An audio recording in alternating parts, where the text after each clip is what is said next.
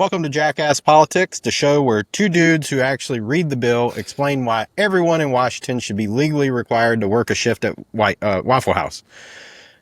We're the podcast for guys who care about politics, but also want to throw a shoe at their TV. So if Pod Save America and Barstool had a baby and then abandoned it at a public transit hearing, that's us. So with that being said, we got a special guest today, Zac Bowling, TikTok all-star. Why don't you introduce yourself a little bit, Zac, on all your titles? Oh, yeah. Keep collecting them. Yeah, I guess I'm a TikTok creator, YouTube creator. I've got, combined between the two, I guess 140,000 followers, which I don't know how that happened. I'm also on the executive board of the California Democratic Party, just recently got elected. Been a delegate within the California Democratic Party for last, 4 years. It's going to be 6 now with this next term. I'm a commissioner for my city. Oh yeah, bro. Me too. Open government. It's good. It's good civic service. Yeah. No, I'm an open government commissioner, so I make sure our city is like being transparent with everybody and supplying records when people request them and being timely. And so we're kind of the police on that. Outside of that, no, I work in tech. I've done things like the YIMBY for Harris campaign. We raised well over $140 million or $40,000. I want to say million. $140,000. And I've been a YIMBY activist for years. I'm a lead in East Bay YIMBY. Was one of the founders there. Been fighting for housing for the last 10 years since I was homeless, and that's what got me started in all of this. And then it kind of spiraled, and so here I am. Man, well, you already kind of half stole my first question for you. I was going to say, so what exactly made you start yelling about housing on TikTok, and when did you know it was actually landing with people? Yeah, it was when, I was struggling with housing. It was 2008 mortgage crisis coming out of that, and I got laid off. I was working in Texas Instruments, living in Texas, and realized we had no social safety net, and so the jobs there were kind of running up with anything that I could do, like in my space. And so, but California, plenty of opportunities still here, even during that, in what a lot of people call tech mecca. And came out here to work for a startup. It did not go so well, but at least kept me fed. But then what I realized is I got here and the housing situation was so terrible because it didn't matter if you were working or not. There was just nothing available. And it was this constant struggle all the time to just find the bare minimum. And I was shocked because at the time, Texas had a pretty good amount of housing. And so you could find something affordable for like $600 for a small studio apartment. And you come here and it was just like, yeah, $3,000. And you got to show like a credit that's beyond, and then give 3 months deposit. And it was like, what? And then you get there and there's a line out the door wrapping the block of people lined up before you are, and everyone's holding their credit report in their hand, and it's like, what is happening? This is not how it's supposed to work. And I ended up moving to living out of my car and out of hotels for almost 2 years. And couch surfing and just anywhere I were. And then eventually it was actually, I just told my company, they were like, I was just struggling. And thankfully the CEO was like, why don't I just get you in corporate housing? And just like, thank you. And then he just changed the lease over to me. And that was how I pulled it off. But if it wasn't for that, and then progressively working for better companies, I could actually compete. Yeah. But it's still a screwed up situation. And so during that whole period, I just got involved. I found there was this budding movement happening. It was called SF BARF, a Bay Area Renter Federation. It was intentionally made to sound not serious. And that was where I met Sonia. Probably, I guess everyone calls her the founder of YIMBY. And I was just volunteering my time back then, and that evolved into YIMBY. One of the very first YIMBY organizations. And then over time, I've stuck with it. I've come back to it anytime I've had a chance to keep fighting for it. Now I'm housing seeker. I own a home. So I have no skin in the game, but I'm still here. Like, no one should suffer the way I did. I eventually want to have kids. I don't want them to suffer the way I suffered. And unless we change something, it's going to happen. Yeah. So that's kind of my story. That's how I got started. And then just getting involved in little politics, you get sucked into the machine, and then you realize it's fundamentally like a problem at both a local, a state, and a national level. And we have to change policy up and down if we want to fix this, because it's just stonewalled at every level. So, Yeah. And that's just like, well, the only way to solve this is I have to get involved. So you guys have, or you in particular, amassed quite a following on, particularly on TikTok. Yeah. And this is one question that, you know, I don't know the answer to. I ask people this all the time. Do you think political TikTok has real power? Or is it, because sometimes it kind of feels like we're just shouting into the void a little bit, or getting in our own echo chamber, or, you know, do you think it really has the ability to kind of move somebody in one direction or the other that's just kind of like right in the middle? I think it does. And so it's interesting because I worked at Google and we had YouTube, but I don't work on YouTube. But being in the machine, knowing, and being a content creator for years, the first startup I worked for in the Bay Area was a video startup. And seeing how people were trying to utilize it, looking at even brands and companies, that's a good analogy, of how they try to convert people. Like, okay, you're putting something out, but how do you get them to do the next action and like take an action on that? What's interesting is TikTok is a little worse than, say, YouTube and other places, and that they don't want you to leave the app. The algorithm is incredibly tuned to keep you in the app. Yep. So if you tell somebody, go open this website, the algorithm knows your video gets suppressed. But what it has been good for is by putting out so much content. You get these like 30-second to 3-minute long videos of what sometimes is not substantive policy talk, but sound bites. But in the mass of it, doing that over and over, you're able to educate people. And I've seen it work because I've started this 3 years ago. And I talk about these niche policy topics like CEQA reform or zoning and how to build better cities in the smallest ways.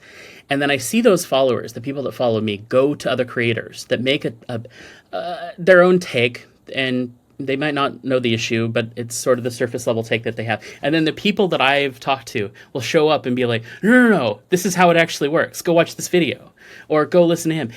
Or they'll just say what I said. And it's working. So we're getting penetration to change the narrative in some ways.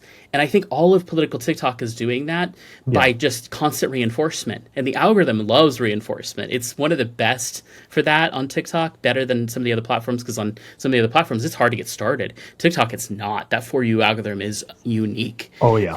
And it is amazing. It works quick. Yeah. It is.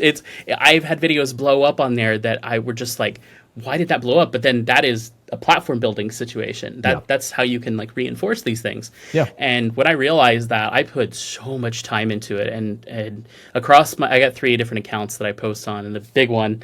But what I've noticed is that if you're constantly posting, you're keeping up with your audience, but also people engage with it. You build, I don't want to say parasocial because I hate that word, but like you build these relationships with people that they start to understand sort of the topics you're talking about, and you're able to like flip common myths. That's my favorite thing to do. It's like there's a myth about housing. Let's fix it. Let me do 5 videos on it in the next month. And by the end of it, one of them's taken off, and now people are like parroting what I was saying and able to reinforce it. So I've seen that happen not in housing niche, but in all political niches. So yeah. So one of you talk about funny videos that just blow up and you don't even know why. Literally our biggest video is us, our first video ever, our intro of how we would do debates, and it was Ian and I debating about where we store butter. Like, what the fuck, man? Why did people engage with that shit? Anyway, it is wild. At the end of the day. Hopefully people will keep engaging that. We do want to know where you store your butter, in the fridge or on a counter. What do you do out there in California? Me and my wife do it different. And we started going back to so we got one of those like butter bells, and because like Yeah, store because like room temperature butter is better than cold butter on toast. So we They're want raw dog in the air though, bro. Like I that's what the don't Butterbell's for, though. know, man. Like I don't know. Keep it covered at least. I can't get past Yeah. it. I grew up. I'm so ingrained, man. So in the propaganda of I'm just like, refrigerators. this is fat and dairy. I just don't know about for fat and dairy. We're gonna have this shit taken off again. It's gonna Yeah. be insane. Oh God. Anyway, man, back to let's talk about a little housing policy. Yeah. So what is your go-to pitch for somebody? Because I'm a town commissioner in that, like, we approve rezonings and do the budgets and stuff. What is your go-to pitch for somebody who says, I'm not against apartments, just not here? Yeah. A lot of it, I mean, sometimes you have to dig into it. Is it traffic that you're worried about? Is it a changing community? Is it the nostalgia of the community that you have? Like, are you holding on to a vision of it that you don't want to see change? And it depends. So the argument can be different depending on the vibe that you get from the person, of the angle that you may want to take on that argument. I think one of the things that resonates, especially with parents and with older people, is that you want people to have the same opportunities that you have, to be able to obtain the same kind of things that you attained, and that means sometimes that change happens. That doesn't always work because some of these arguments, they're it's a struggle to get through on some of this, because it is really something that people hold on to, is this idea of the way that it was. They don't want to change it. And I think the biggest argument is that if you look at your kids and what they could afford, just open Zillow. Can they afford to live here? And they can't grow up in the same community that you grew up in. They can't have the experiences that you had in this same community. And that really resonates with parents and certain people. The traffic argument is one you can sell them on the idea of building better cities that are more walkable, and you don't necessarily need a car to get everywhere. That's a harder angle depending on who it is. I think Or where, right? Like I'm in Yeah. the suburbs. So I'm in Wake Forest, which is a suburb of Raleigh. And when I moved here in 2011, we were around like 13, 14,000 people. Now we have 60,000. We had our biggest year of growth ever last year. 4,000 people moved here alone last year because Raleigh just doesn't have enough housing. So everything's getting pushed out, but I'm in the suburbs, right? We don't have we had to change our public transportation because when I first took over, I asked, well, how many people are per hour riding our buses? And it was like 2 people per hour. Yeah. So we went to now microtransit, which is, basically like a town Uber service, right? But I don't really know if that, like, yes, that's getting people from point A to point B, but I don't really know if it's helping traffic, right? I mean, that's still cars on the road at the end of the day moving people, not buses, right? So it's tougher in a suburb, right? And I think that's the part of the discussion that gets left out of this YIMBY talk, is that, like, I want our towns like Raleigh and where Ian lives and Charlotte, that's where I want our density. Like, build it dense as shit, get skyscrapers, right? But here in Wake Forest, like, we just need a different type of growth. Like, there can be density, there can be, but you still need your single family housing, right? Like, that's the reason why people move to the suburbs. They want a yard, right? And stuff like that. So you got to give that to the people as well. And it's like finding that, like, Ian and I just talked about the abundance book, and I think that just gets lost in the argument. And I think that goes into kind of the next question here, is that, you're one of the most visible YIMBYs out there. So why do you think this movement gets so misunderstood even on the left? Because I've seen it especially abundance drove some of the far left insane. Oh yeah, some of them went nuts. What is, like, David Sirota and oh crap, what's her Emma Vigeland, I think is her name. Yeah, and then that comedian Kate Winslet or something like that. Oh, Kate Winslet, the Netflix comedian. Yeah, I mean, there's different angles to this. There's the suburban angle. A lot of some of the hard left angles are less the suburban angle.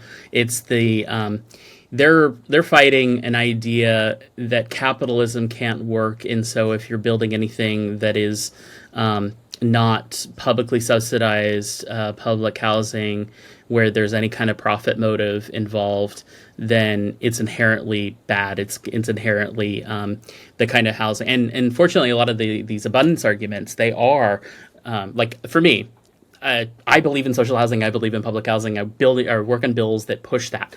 At the same time, I'm not opposed to market rate solutions and letting sort of the market work if you don't like put it in this restricted bubble where it can't work. Mm-hmm. It's the idea that the free market is broken. There's absolutely no way that it can work.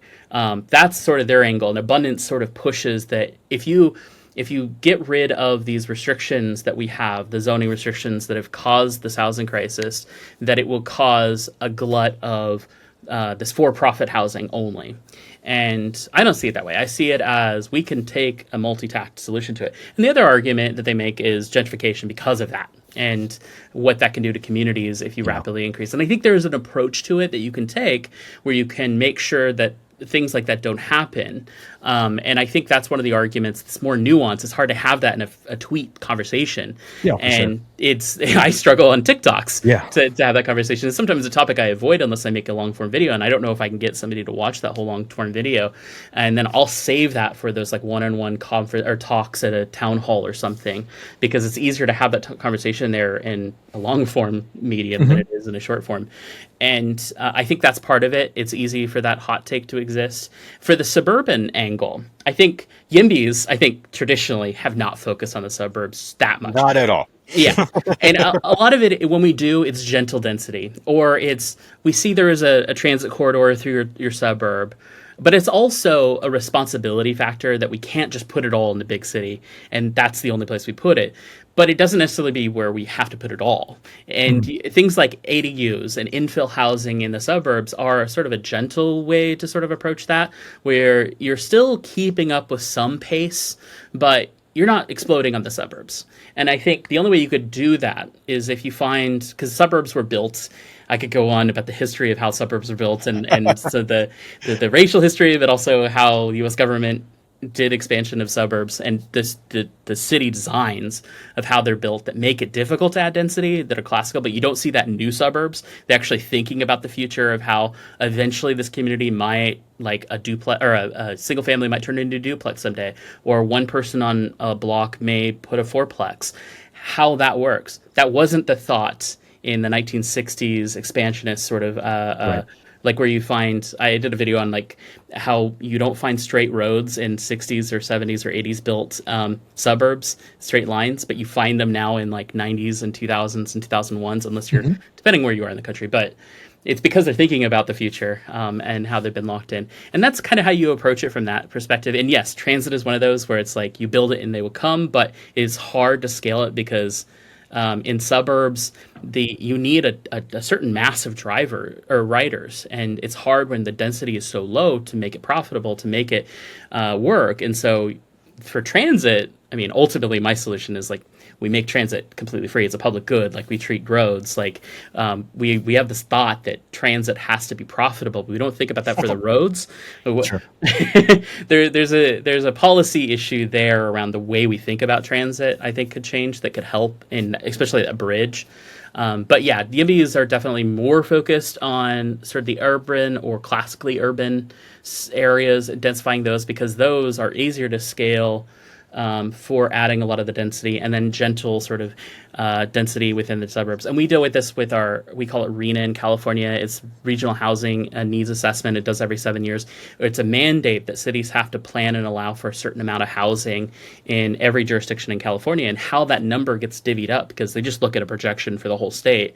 Then they go through a Byzantine process for divvying it up across the state.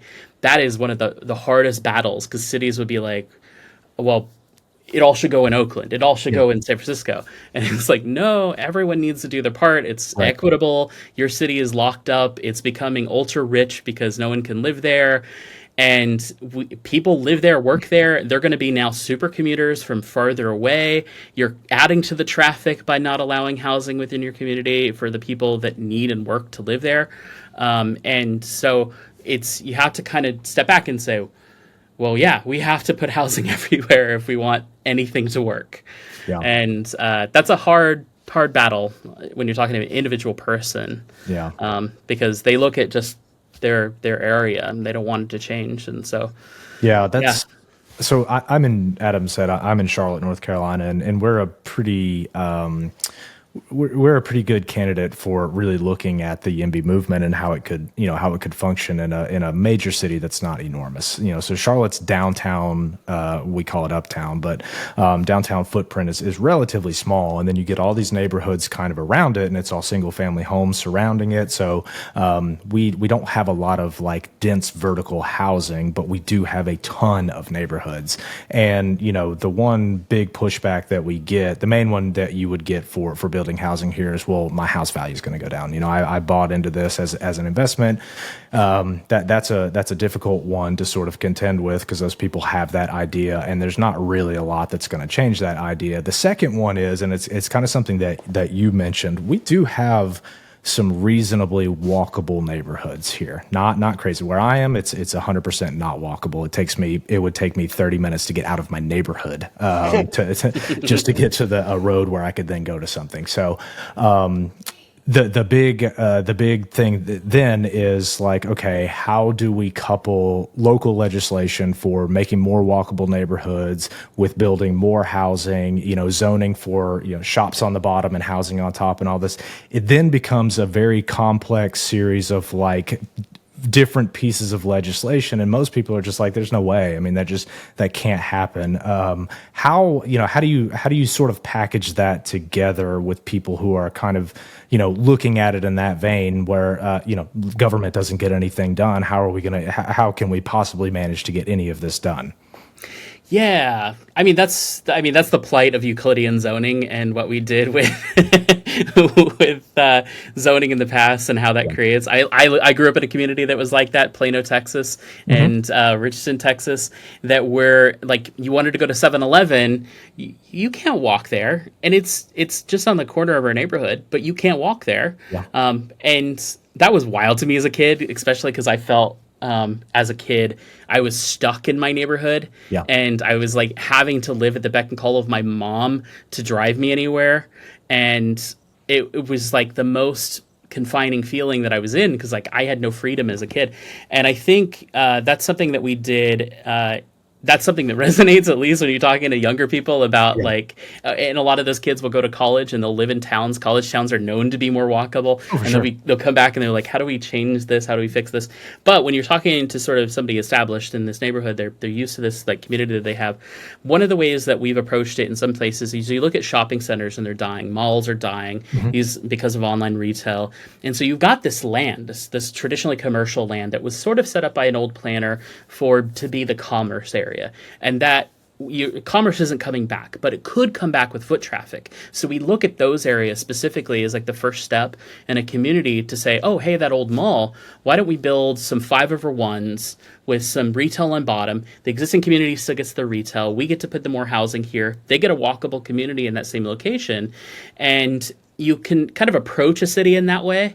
And so you can leave the people that already live there and say, hey, we're going to come improve the services that are there while adding density at the same time, and do this kind of on the fringes of your city. And then over time, what you can do is use that revenue, that sales tax revenue, that revenue from the property tax revenue to help build the rest of the city up, so that it can be more walkable in light ways, because it's hard to radically change an existing neighborhood depending on what it is. Like I lived in a neighborhood without sidewalks, literally didn't have one.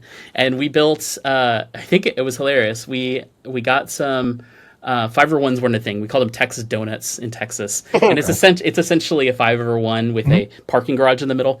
And, and it was that fun, or that development, because we put a lot of requirements on the developer to basically fund infrastructure improvements for the city as like the only way they would get their project done. And unfortunately, that also leads to high prices of housing.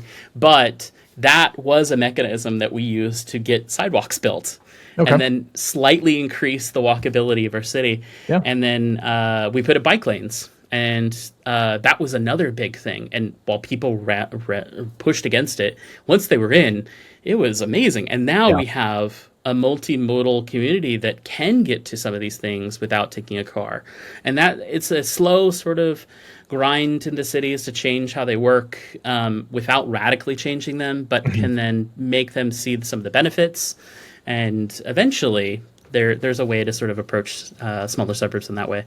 Yeah, and that's what's happened in Charlotte. We had a lot of old textile mills here that got converted into housing, and some of them even got converted into what's essentially a 5/1. And it sprouted up these little very, very walkable neighborhoods, and everybody knows these neighborhoods. It's Plaza Midwood, it's Noda, like Elizabeth, like all these really trendy, I guess, neighborhoods is what you would call them, and they're trendy because it's fucking awesome to live there. And the housing values for the these houses on these little tiny lots, they're built straight up, so you get 3,000 square foot, but your footprint on the ground is very small.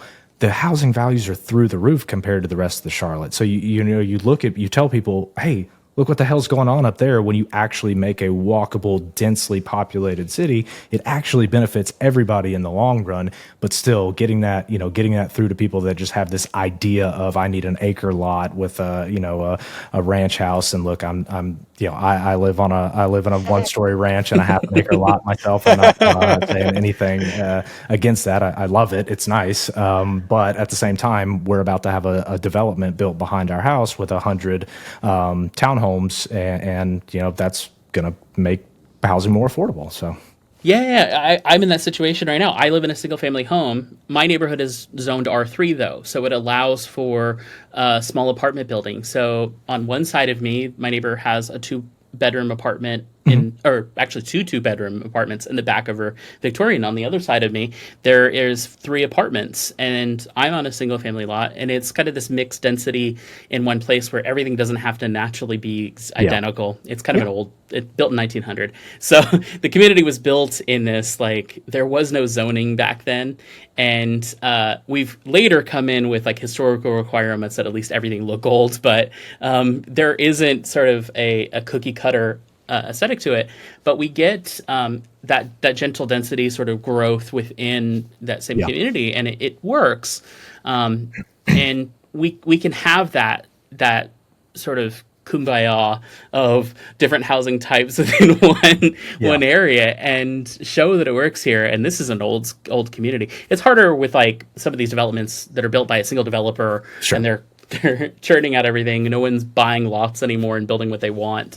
And so it's hard to get what we had naturally here, being an old community. But you look at any old town in their dense urban core, that's probably what you see. You probably see a grid layout, not some of the new road structures that were mandated by FISA, or not FISA, it was the federal insurance underwriting wouldn't underwrite homes that weren't built to a certain spec, and that's kind of where we got the modern suburbs. And if you were predated those, we call them like cable car communities that maybe had cable cars running up them before cars took off. They're built in grid patterns. They're built in these ways that may have been low density at one point, but could grow the density over time. That's having a resurgence. But yeah, I mean, we have so much land locked up with single family zoning. You look at a lot of these cities and it's like Chicago's 80%. And they're so big and they're a sprawl and they're known for traffic. And it's like, that's why. Exactly. So you're on the California Dems party executive board. How do you keep from becoming like one of them? We love California Democrats. Oh man. Our party, man, is one of the most complex. I'm actually envious of the structure, not of the people in it, but the structure of the Republican Party in our state, because it is so simple, and ours is not. It is a very, very Byzantine. There's so many subcommittees to make decisions. There are so many different meetings that occur.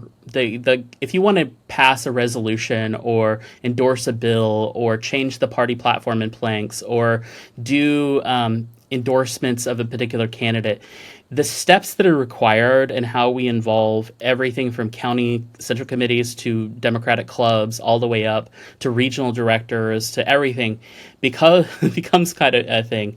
What's interesting is that I came in not as an appointed member or through a central committee or anything. I was directly elected. And the California Democratic Party, we call it the three-legged stool. It's this like system of 1/3 directly elected, 1/3 appointed by central committees, and 1/3 appointed by whoever was elected as a Democratic leader in the state at a statewide level. And so they get kind of equal representation. Because I was directly elected, we're seen as the rabble-rouser troublemakers already because we're not beholden to anybody. We're not representing anybody other than like who directly elected us. So that gives me a different kind of voice where I don't feel like I have to tote anyone else's line. Like for me, it's like I was elected on this platform. I'm here. I'm going to make that happen. And so that gives me a little bit more freedom and in some ways, it's interesting. Yeah. But I mean, it is interesting in that we have a bigger delegate body and then the executive board who meets more often, and we do, interestingly, more work than the whole body because of just the way that it works. And so there is a lot of like backroom discussions all the time around, hey, we as a party are trying to get this done, so we don't want to like take up the floor time talking about this issue because this is the bigger narrative. Like we're talking to the DNC and like this is the mission, and we're like, but wait, hold on, these are local issues and people care about them. And so the 1/3 of us that are directly elected are more like, no, let's switch back the topic to these issues. So it's fascinating when you're in the machine, but yeah. So we have this conversation a lot, and I guess it's kind of the topic of conversation ever since the election. But how do we make the Democratic Party just less of a retirement home for rich consultants and more of a movement again, something that people can get excited about and have hope with and actually speaks to what they want, not just some view of what they want, conjured up by some consultant that has, never left Washington, D.C. before. It is so interesting to me, the mechanisms that people use to try to have influence over the party. And I mean, I dealt with this in my election up to the executive board. One of the things people do is, out of protest, I don't like where the party's going, so I'm going to go unregister as a Democrat. And the number of people I'm like, can you go re-register? Because you don't get a voice in how it works unless you're registered as a Democrat.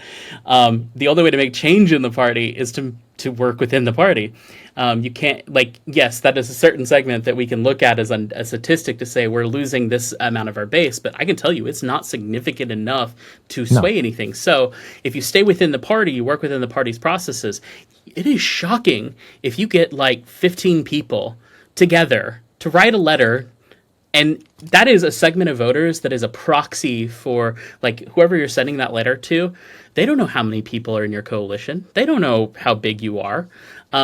They will turn around and listen. Now, a single person, maybe not. But if you can do coalition building, you can get on actionnetwork.org and create a group, create some kind of organization on a cause, on an issue that you have, get a bunch of people to sign up on your list, and then all of you collectively meet and write a letter, show up in your state capitol on some committee meeting, and show up at their door, because hilariously, state capitals are different than national. It's so easy to walk up to the door of your legislator and just knock and say, can we get a meeting? There's 30 of us here and we care about this. And the amount of hard pressuring of people to prioritize a bill, or to even consider writing a bill, or even coming to them sometimes, and this is where you get really wonky, coming to them with a prototype bill and saying, will you please run this? This is what we care about. And then you just go door to door and hit every legislator up. Yeah. This is how it's worked for the YIMBYs. It has been fascinating how well we've been able to change things. So within the party specifically, same thing.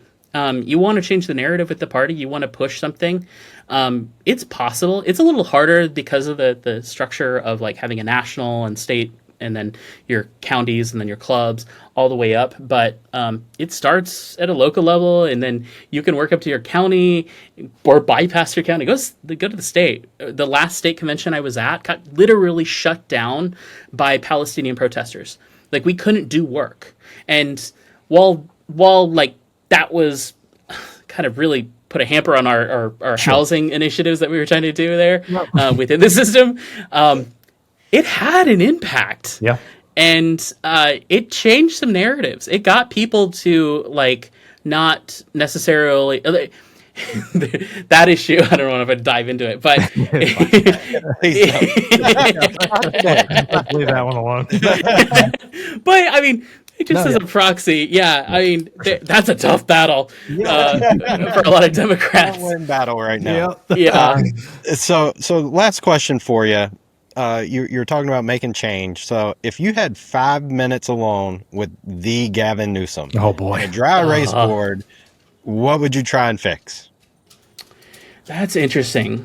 I've had like 2-minute conversations with Gavin Newsom in the past, but they're always like so scripted, or like my interactions with Gavin so far have been like at a bill signing where we did a lot of work to help push it, and he's there to do the signing.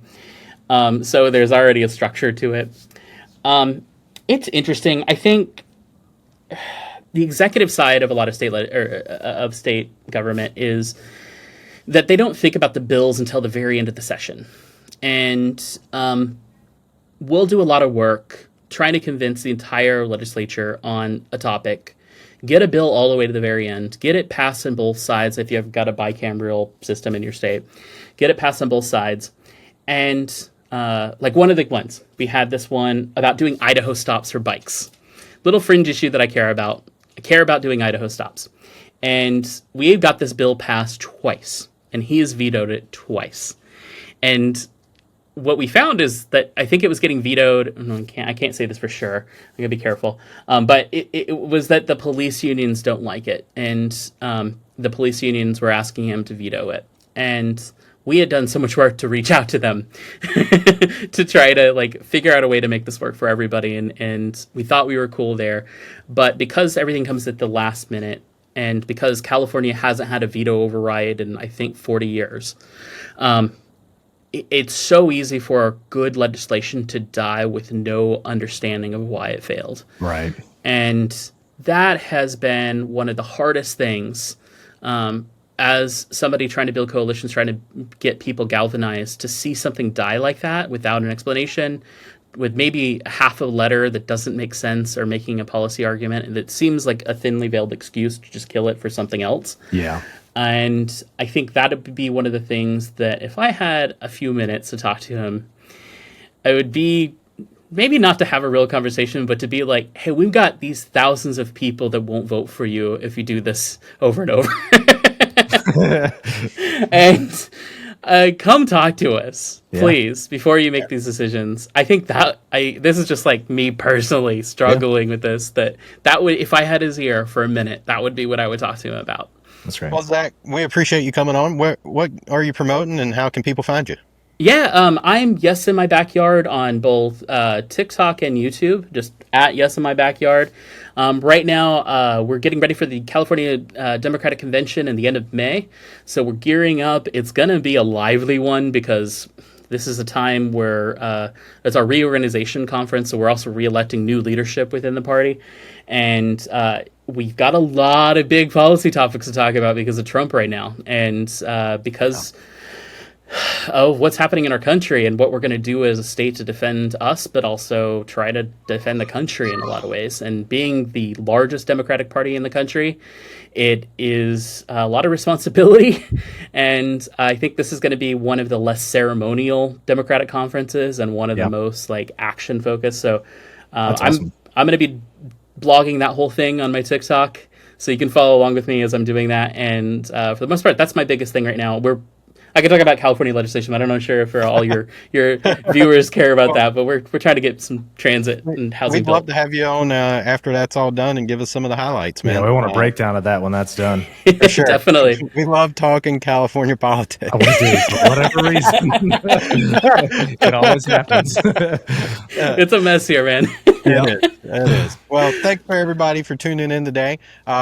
If you liked us, please share us, review us, everything. You can find us on YouTube, Apple Music, Spotify, all the places. Good stuff.